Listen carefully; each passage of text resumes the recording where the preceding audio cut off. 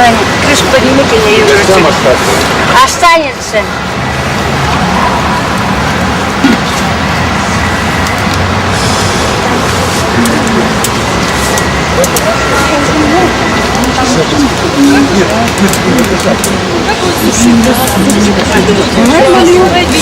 Ваня, крышку сними, ты суп. Ну слушай, ну вообще Аларис наварила такой. Немножко. I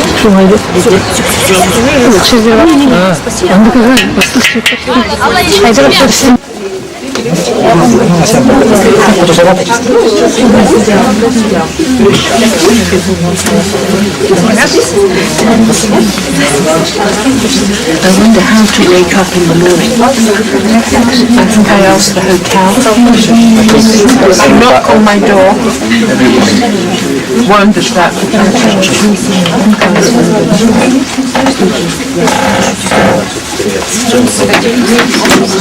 But there's no telephone in my,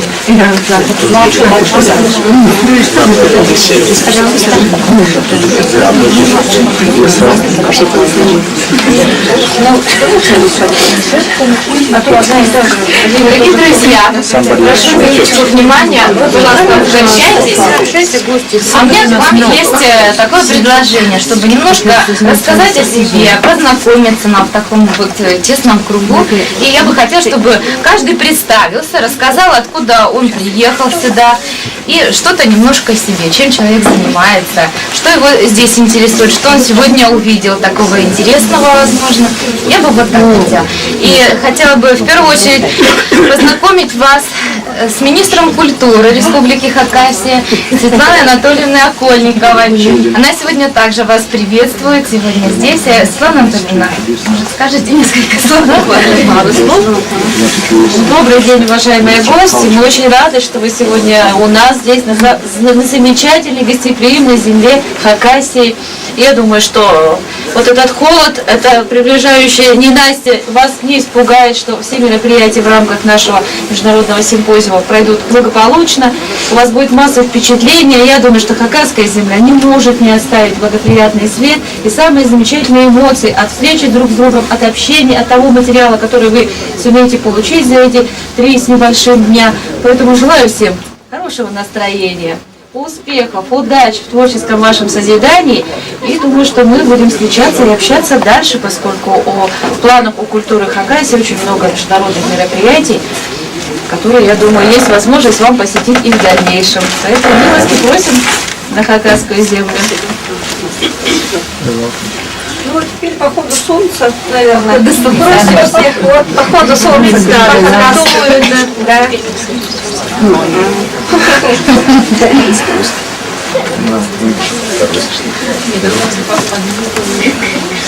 Меня зовут Джеффри Претис.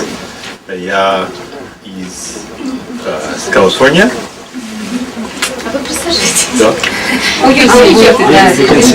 А вы присаживайтесь. Да. В домашнем кругу. Я тут такой сначала, система так принято. Старший выступил, да,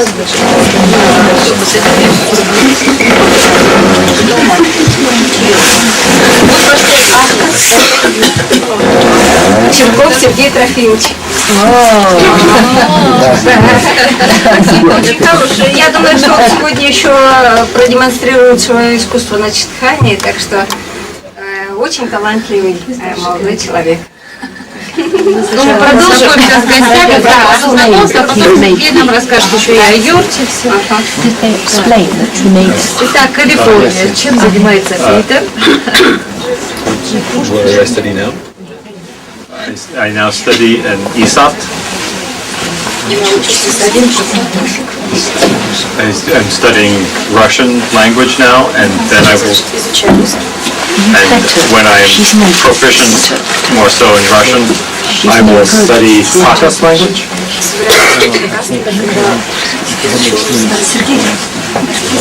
I'm also learning to play the shotkan.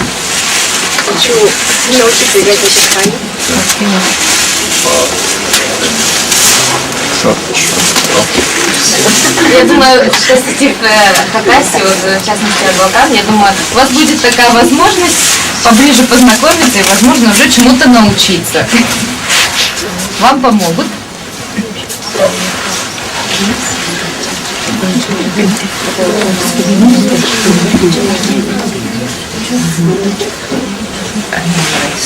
Давайте продолжим дальше знакомство. Можно я представлю? Это директор Международного научного центра, кандидат искусствоведения Кыргыз Зоя Кыргызовна. Директор центра Хамехик, который занимается вот горловым.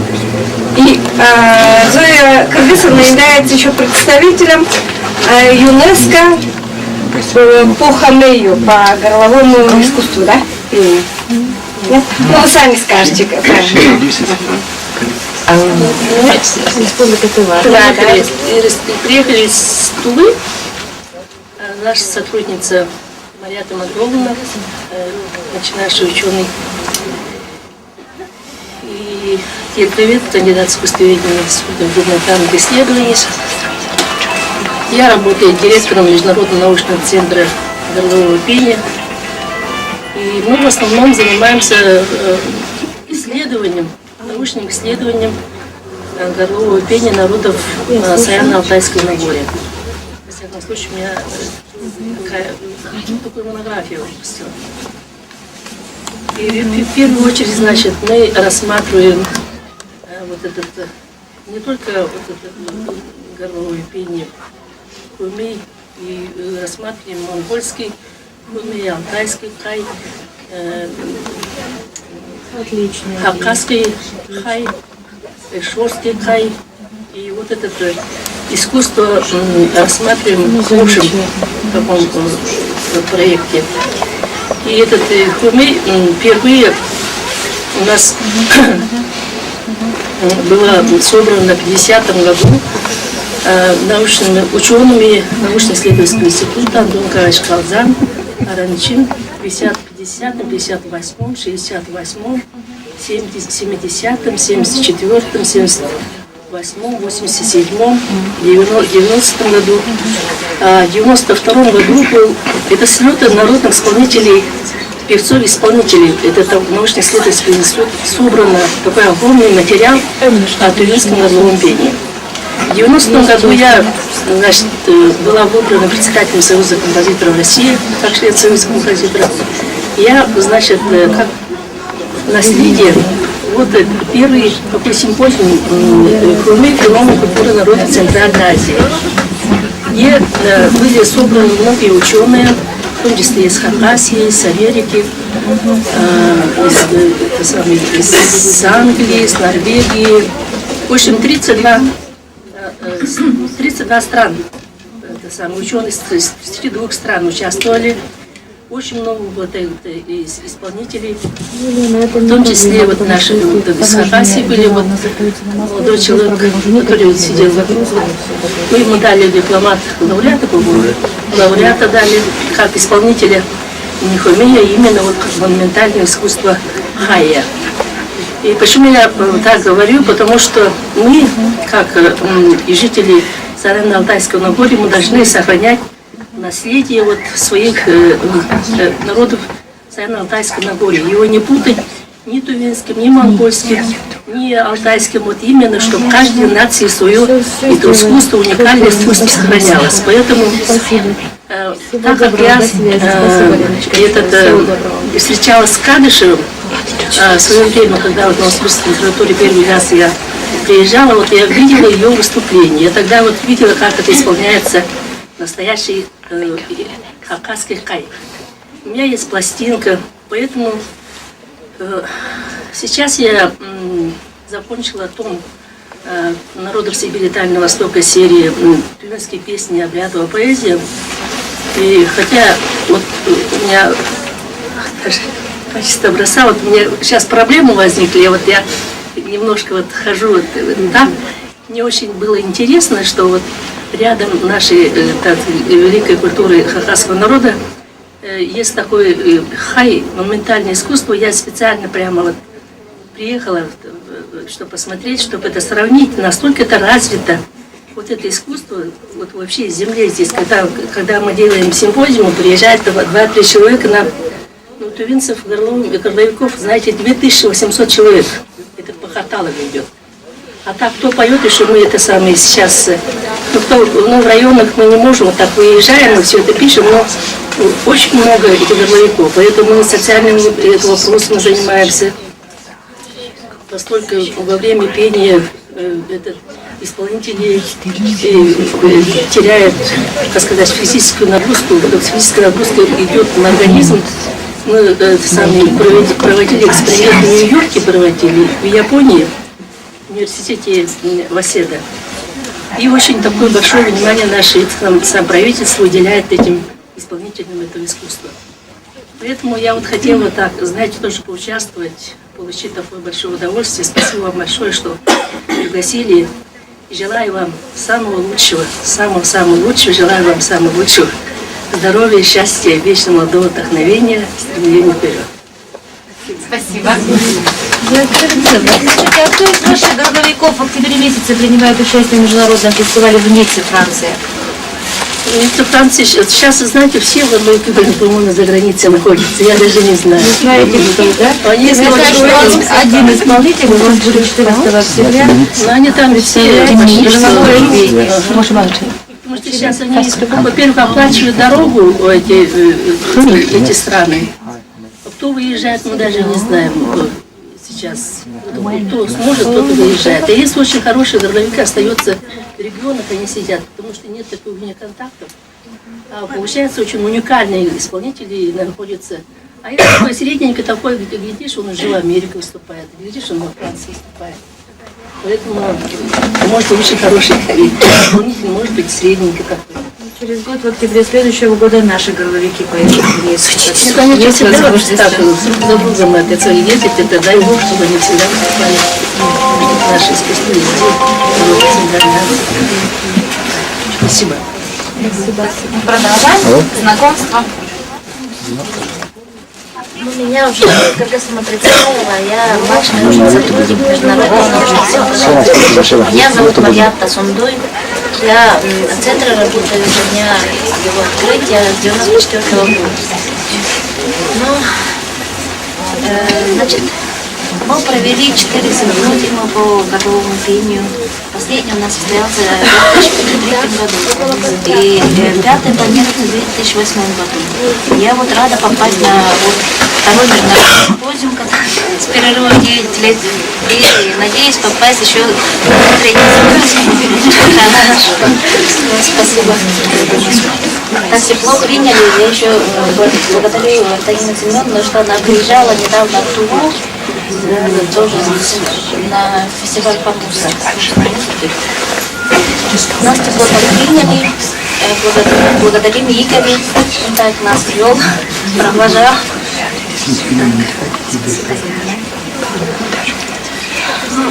Меня зовут Кузугета Илана Калиновна. Я ведущий научный сотрудник Тувинского института гуманитарных исследований. По образованию театровед, защитила кандидатскую по обрядам. Зрелищные и проявные элементы в культурных обрядах тувинцев. Но в последнее время занимаюсь культурой. Пишу монографию «Духовная культура тувинцев. Структура и динамика». То есть трансформация. Сейчас вот на сегодняшний момент, мне кажется, что одна из серьезнейших проблем, каковы пути сохранения, я не говорю там возрождения, вы знаете, я что-то как-то против этого термина возрождения традиционной культуры, потому что как ее возродить, уже невозможно возродить, да? Но хотя бы сохранить вот те базовые понятия, да, какие-то реликты, вот, уже как отдельные части, как систему уже не сохранишь, но хотя бы как базовые части. Вот одна из базовых частей, это, конечно, и музыкальные инструменты, и тот же лирический эпос, который сейчас вот для нас, это уже как памятник. Вот. И это, в общем-то, трагедия. Вот, для нас, гуманитариев, это, конечно, трагедия, потому что я перехожу уже к докладу, по-моему. Дело в том, что, понимаете, действительно очень серьезно, вот этот момент трансформации в 20 веке культуры, да, там ведь было очень много плюсов и минусов. И никогда мы как-то вот не разбирали. Раньше вот у нас в виноведении было такое, вот мы только рассматривали традиционную культуру, вот как там все было здорово, да, а что с ней случилось в 20 веке, вот этой проблемой мы сейчас не занимались, и вот только вот начали подходить к этому вопросу, ну и понятно, что, естественно, там действительно вырисовываются серьезнейшие проблемы, и вот современные кризисные явления в культуре, в искусстве мы, конечно, связываем с этим развитием системы. Вот. И даже тоже преступности, всевозможные дела, это все связано с тем, что произошел жуткий разрыв традиций. И я действительно безумно рада, что вот мы сюда попали, потому что действительно как можно больше общаться нам нужно, потому что какие-то есть у нас уже наработки, да, какие-то у вас, и мы должны с вами вот действительно работать в контакте, потому что без этого вот каждый, пока мы вот все боремся со своими проблемами современными, да, как той же глобализации, несмотря на то, что это прекрасно, но по отдельности. А может быть, действительно, потом вот нам нужно будет уже серьезнее думать о том, что как бы сохранить уже не локальные культуры, да, а хотя бы действительно хотя бы Саянный Алтай. Я уж не говорю о всей Сибири. Вот поэтому я здесь и поэтому действительно тоже очень благодарна, что вы нас так хорошо тепло встретили. Спасибо. Спасибо вам, очень приятно было познакомиться. Продолжаем. Меня зовут Галина Борисовна Сыченко. Я кандидат искусствоведения, доцент Новосибирской консерватории, работаю на кафедре этномузыкознания. И являюсь также заведующей архивом традиционной музыки нашей консерватории. Вот. Сначала я хотела бы сказать, что я очень рада вновь приехать в Хакасию и встретить здесь своих хороших знакомых, с которыми много лет поддерживают какие-то отношения, но с кем-то более стабильные, с кем-то такие периодические.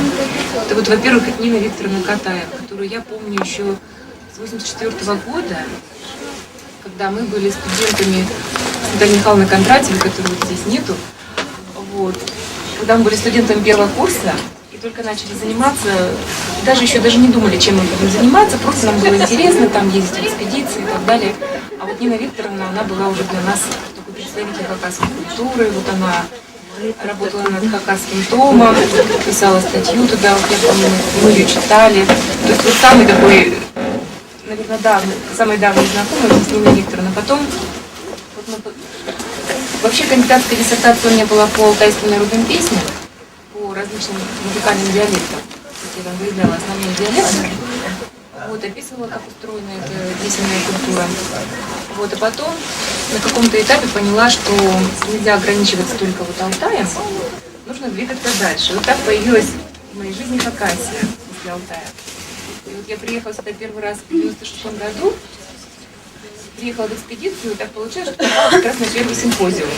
То есть так вот все это взаимосвязано. И там вот встретила Сергея Чиркова.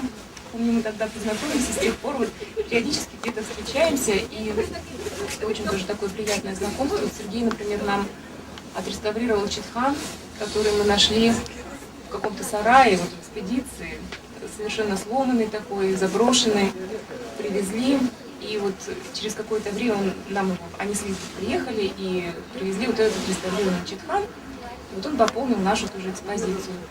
Вот. Потом в Алмате на симпозиуме искусства кочевников встретили Славу Кученова, ну и Сергея тоже. Ну, в общем, так вот продолжается такое прирастание вот этих связей, прирастание знаний вот о культуре саянно-алтайских народов. Потом появилась Туба, очень приятно увидеть тоже знакомые лица тувинские, то есть это все вот какие-то близкие, знакомые люди, с которыми вот так вот жизненно сталкиваются, я думаю, что это не случайно.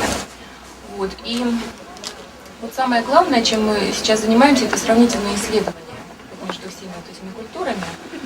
Это с одной стороны, то есть здесь есть две как бы крайности, вот впасть в ощущение того, что вот культура, которую ты изучаешь, вот она уникальна, неповторима, не имеет ничего общего с другими. А другая крайность – это впасть в такой универсализм, что везде все одно и то же, везде вот то же самое и так далее. Поэтому мы стараемся сочетать вот такие два подхода, и уникальность выявляется в каждой, даже не в целом, скажем, тувинская культура или хакасская, а вот вот какие-то локальные даже изучать вот традиции. Да, вот скажем, у меня две студентки, я сейчас заодно представлю. Это вот Катя Крупич, она будет делать доклад. Вот она занялась тувинцами Туджинцами, песенной культуры тувинцев Туджинцев. И сейчас она защитила бакалаврскую работу и пишет дипломную работу, и будет поступать в литературу, я надеюсь. Вот. А Олеся Инжина, она студентка 4-го курса, она только пишет еще бакалаврскую работу по песенной культуре сагайцев. Вот, то есть, с одной стороны, вот тоджинцы, да, вот, то есть мы их рассматриваем как, с одной стороны, уникальное такое, да, вот локальное коллектив сагайцев, а в то же время вот выявляются, вот даже между ними между собой такие сходства, фундаментально общие какие-то концепции, там, понятия. И вот эта вот тонкая игра, как бы вот сходства и различия, вот, она позволяет вот этот регион, вот Северный Алтайск, представить во всем его многообразии и всех красках, с одной стороны. Вот. А сама я сейчас заканчиваю докторскую диссертацию по теме шаманское интонирование, то есть музыка и шаманизм.